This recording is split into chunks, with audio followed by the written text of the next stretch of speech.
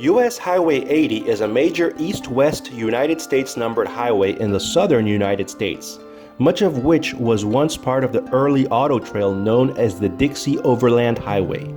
It was originally a cross-country route from the Pacific Ocean to the Atlantic Ocean. However, the entire segment west of Dallas, Texas has been decommissioned in favor of various interstate highways and state highways.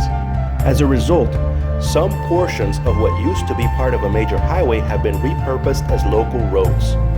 Others, like the overgrown bridge shown here, have been abandoned altogether, left behind to be reclaimed by the elements.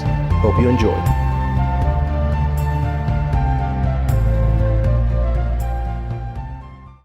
Hi, this is Mauricio from Explore RC. If you liked my content, please don't forget to give it a thumbs up and subscribe.